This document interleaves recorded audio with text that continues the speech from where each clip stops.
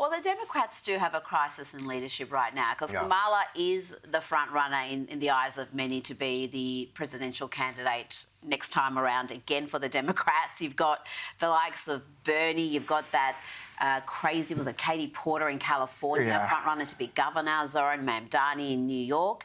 I mean, this seems to be a party that is now led by its most radical elements. What does that mean? It is a clown car. It is a clown car. If you went to a circus and a little car showed up and then they just coming out with a crazier clown and a crazier clown and a crazier clown. Look, what does it say? It says that the inmates are running the asylum. It says that the liberals did not know how to defend liberalism. And it also says that, look, what does it say about a party when John Fetterman, a man who quite literally had brain damage a year ago, is now the sanest person in the party? But he is, and he's on his way out, and he's on his way out of the party, I would say.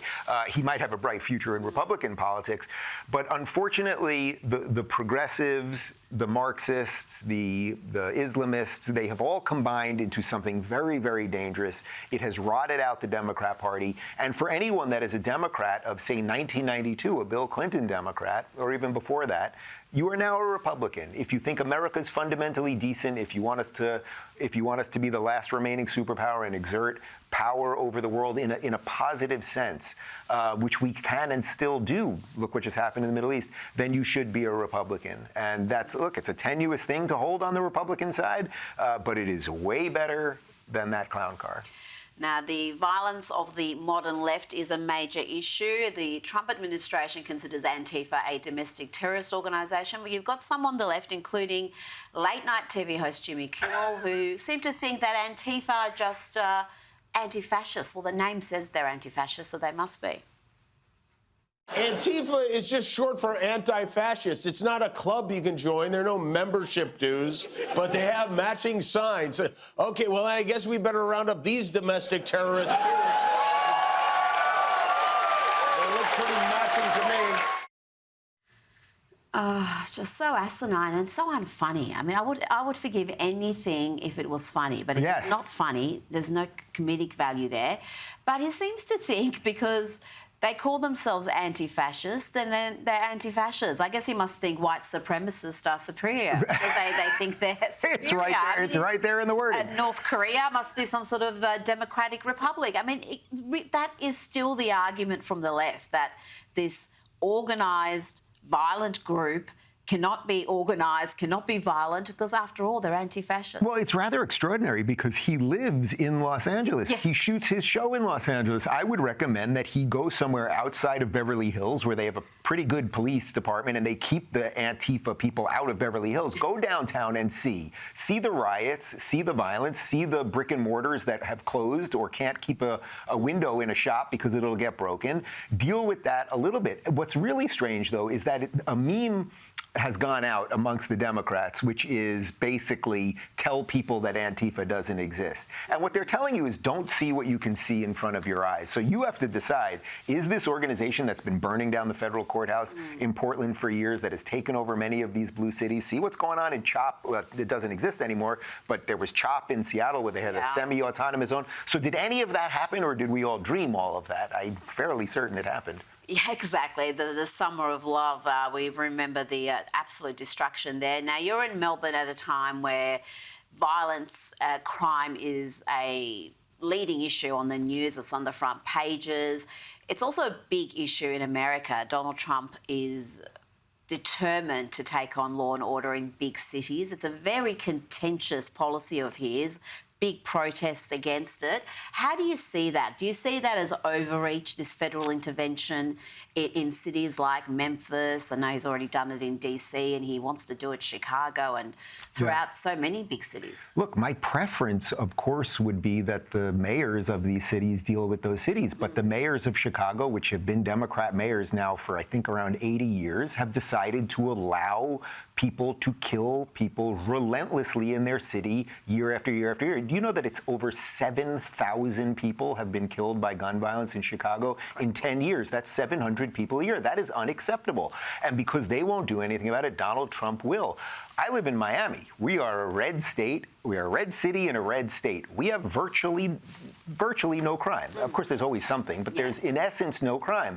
And because of that, Donald Trump is not sending the feds into our city. So if you guys want the feds out, instead of complaining about it, how about you clean up your city? Go ahead, clean up Memphis, clean up Seattle, Portland, some of these other cities, and then Donald Trump will not be there. And I promise you, if you do that and you stop letting your citizens kill each other and Donald Trump still goes back in, I will be the first to complain about it. It seems incredible that you've got a law and order crisis and yet you've got authorities in those cities saying, no, we don't want help. We don't want crime to be reduced dramatically. Well, Chicago, we want the criminals to roam free. Chicago is the craziest one because it happens to be young black men killing young black men, and because that racial component doesn't fit in the intersectional calculator, the mayor, who happens to be a young black man, seems to prefer that young black men die rather than Donald Trump do anything. Yeah. So if you care, I don't care about people's race, but if your argument on the left is always about race, then you should care that young black men are dying, and yet they take the complete opposite position because Donald Trump is somehow a bad guy for caring about people. And you look at these protests, so many elderly white folk who live in very safe suburbs marching against these sorts of policies when the beneficiaries are often people living in those inner city areas where crime kind of makes you think they're the secret racists. They call us all racist while they want the mayhem to take place in the inner cities. Exactly.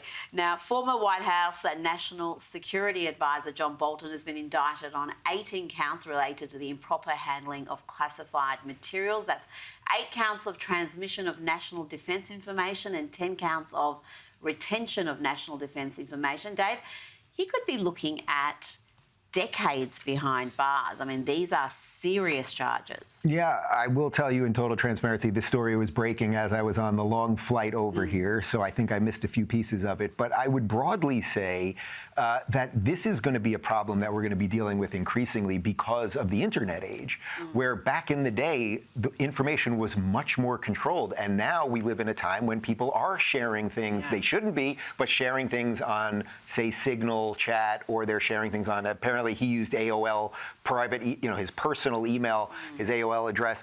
And so we're just going to see more and more of this. And if at the end of the day he was actually sharing classified information that shouldn't have been shared, then he's going to pay the price. Well, let's hope there's some accountability, because I think there's large sections of America that are crying out for accountability. Now, we're also seeing a very divided America. We were both at Charlie Kirk's funeral in Phoenix about a month ago. You're at the forefront of having these difficult conversations. You often engage with your ideological opponents. In light of what happened to Charlie Kirk, are you reluctant to do that now? You're rethinking the merits of that and the danger involved? Look, there is a certain amount of danger, and it was always baked in. And years ago, Charlie and I used to do college events together. I was on the left and he was on the right. And the whole point, and it was Charlie's idea, was that we were going to disagree about things, but do it respectfully and go to these schools. And unfortunately, things ultimately got much worse. Wokeness got worse. The college system got much worse, all of those things. There obviously is a new concern around security. I had this Australia trip planned before the Charlie event, and there was internal conversations about when, were we going to do it and what level of security I have to have and all of those things.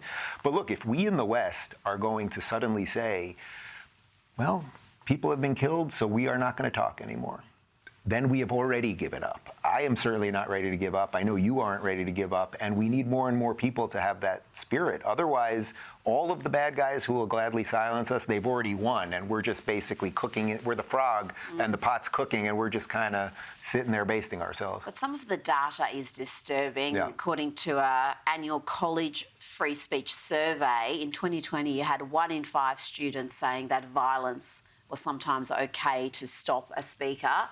That number now stands at 1 in 3. And that permissive attitude to violence seems to be getting worse, particularly among the left. What's the solution to that? How do we actually counter that when there's this sense of entitlement from so many now that they shouldn't even hear opinions they don't like, that No. opinions themselves that they don't like are acts of violence. Well, Rita, this is where you and I found each other on the internet years ago because there were so few of us willing to talk about this. And I found you and I was going, well, who is this lady from Australia that's willing to call out these people who are calling us all Nazis, even though we were the complete antithesis of all of that?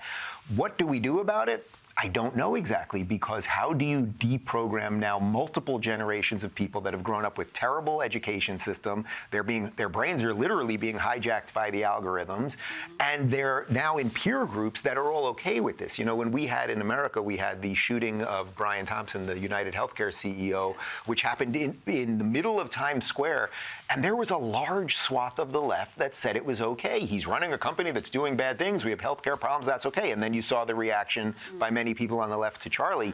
So I don't know exactly what the answer to that is, other than we relentlessly must have to defend free speech, and we have to relentlessly show people that our ideas are better. We don't want to silence them through violence. That's a trickier game than choosing the violent route. Now, before you go, your impressions of Australia. You've been here before, but at the moment we've got a left-leaning Labor government in federally. Most of the states are controlled by Labor, and certainly federally our centre-right coalition is pretty weak, pretty Labor-light. And it's interesting that that's happening in the era of Trump, in the era of Nigel Farage, whose Reform Party is just going gangbusters in the polls. How do you see Australia? Are we kind of falling behind the rest of the world that's having this resurgence, and in Australia they seem to be in their shells? Well, you know, one of the things I try to do when I travel internationally is never kind of crap on the country I'm in. I'm here to find out what we have in common, and I really do love Australia. And I was supposed to come back for my first book tour, but then that got canceled because of COVID. So I'm very excited to be back here. I love the Australian people. I love the culture. I love the food. I just love everything about the country. So I really am very excited to be back here. However, your federal government does seem to be going the wrong way. We're here in Melbourne right now, and obviously there seems to be some problems here. And as I walked in, I saw the front page of the newspaper, and there's machete attacks, and we have all sorts of these similar problems in our blue cities. But I find it very easy, actually, to disconnect a current government from the people of that place. And I have no doubt that this will probably be a little bit of a leftist cycle you are in. Look, we were just in one in America, and then we got Trump back. So you got to find your Trump, and maybe Rita Panahi will throw her hat into politics.